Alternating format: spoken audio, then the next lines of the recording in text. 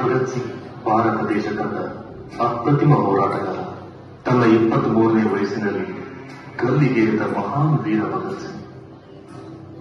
ಇವರು 1907 ಸೆಪ್ಟೆಂಬರ್ 22ರಂದು ಪಂಜಾಬ್ನ ಲಾಯಲ್ಪುರದ ಬಂಗಾ ಎಂಬಲ್ಲಿ ಜನಿಸುತ್ತಾರೆ. ತಂದೆ ಸುಂದರ್ ಸಿಂಗ್, ತಾಯಿ ವಿದ್ಯಾವತಿ, ಅವರ ಮುದ್ದಿನ ಮಗ ಭಗತ್ ಸಿಂಗ್.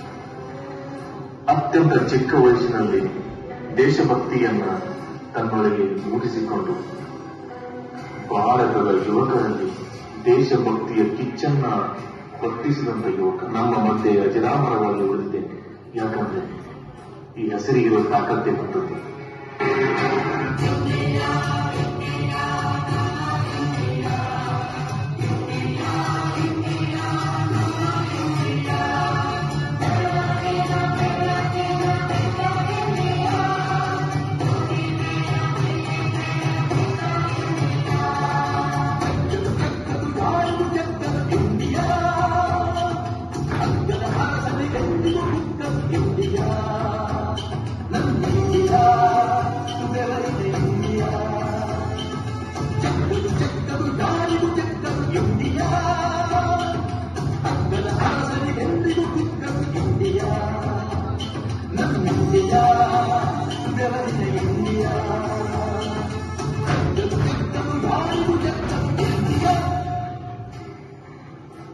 ಗದರ್ ಚಳವಳಿಯಿಂದ ಪ್ರೇರೇಪಿತರಾಗಿ 1919ನೇ ಏಪ್ರಿಲ್ 13ರಂದು ನಡೆದ ಜೇಲಿಯನ್ ವಾಲಾಬಾಗ್ ಹತ್ಯಾಕಾಂಡವನ್ನು ಕಂಡು ಕೆರಳಿದರು.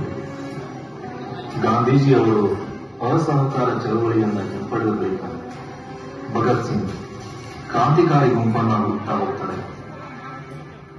ಆಗ ಅವರಿಗೆ ಸಿಕ್ಕಿದ್ದು ಚಂದ್ರಶೇಖರ್ ಆಜಾದ್, ಸುಖದೇವ್, ರಾಜ್ಗುರು. ಇವರ ಸಹಾಯ ಪಡೆದು ಹಿಂದೂಸ್ತಾನ್ ರಿಪಬ್ಲಿಕ್ ಆರ್ಮಿಯನ್ನು ಸ್ಥಾಪಿಸುತ್ತಾರೆ. ಇದರ ಮೂಲಕ ಭಾರತದಾದ್ಯಂತ ಸ್ವಾತಂತ್ರ್ಯದ ಕಿಚ್ಚನ್ನು ಹಚ್ಚುವಂತೆ ಪ್ರಯತ್ನ ಪಡ್ತಾರೆ.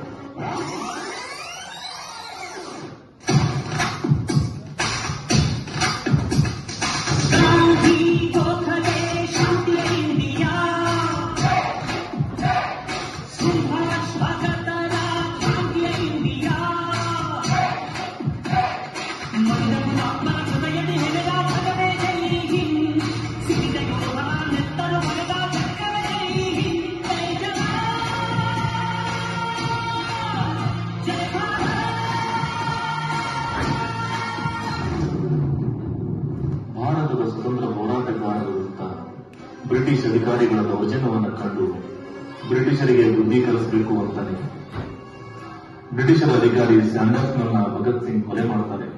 ನಂತರ 1929 ಏಪ್ರಿಲ್ 8ರಂದು ಜೈಲು ಸೇರ್ತಾರೆ.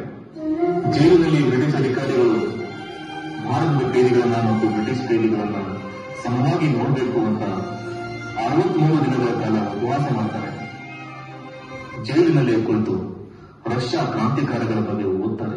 ಹಾಗೆ ನನ್ನ ಸಾವು ಭಾರತದ ಯುವಕರಿಗೆ ಸ್ಫೂರ್ತಿಯಾಗಬೇಕು, ತಾನು ಒಳ್ಳೆಯದಲ್ಲ ತನ್ನ ತಾಯಿ ಅಳಬಾರದು ಅಂತ ತಾಯಿ ಹತ್ರ ಮಾತು ಕೊಡ್ತಾರೆ.